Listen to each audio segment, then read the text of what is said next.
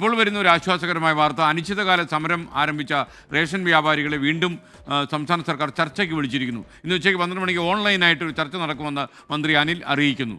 MG Pratheesh തിരുവനന്തപുരത്ത് നിന്ന്. പ്രതീഷ്, വിശദാംശങ്ങൾ. SKN റേഷൻ വ്യാപാരികളുടെ സമരത്തോട് സർക്കാർ നിലപാട് കടുപ്പിക്കുമ്പോഴും ഒരു അനുനയ നീക്കം കൂടി ഭക്ഷ്യവകുപ്പിന്റെ ഭാഗത്ത് നിന്ന് ഉണ്ടാകുന്നു എന്നതാണ് ഏറ്റവും പുതുതായി പുറത്തുവരുന്ന വിവരം. ഈ റേഷൻ വ്യാപാരികളുമായി ചർച്ച നടത്താൻ സർക്കാർ സന്നദ്ധമായിട്ടുണ്ട്.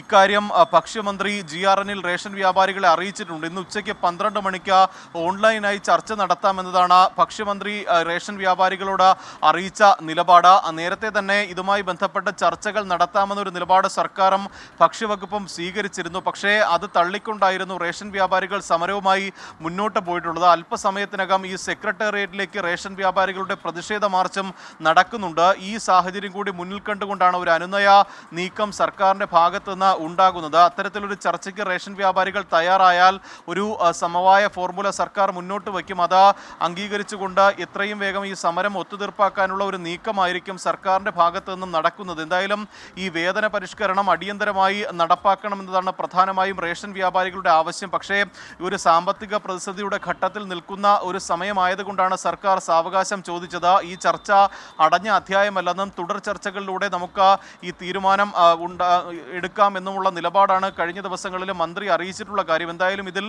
റേഷൻ വ്യാപാരികളുടെ നിലപാട് നിർണായകമായിരിക്കും. ഉച്ചയ്ക്ക് 12 മണിക്ക് ഈ ഒരു ചർച്ച നടക്കാനുള്ള സാധ്യതയാണ് ഇപ്പോൾ കാണുന്നത്. SKN. Okay, thank you. MG പ്രതീഷാണ് വിവരങ്ങൾ നൽകിയത്. എന്തായാലും ഈ വ്യാപാരികളുമായുള്ള സമരം ഒത്തുതീർപ്പാക്കാൻ കഴിയട്ടെ.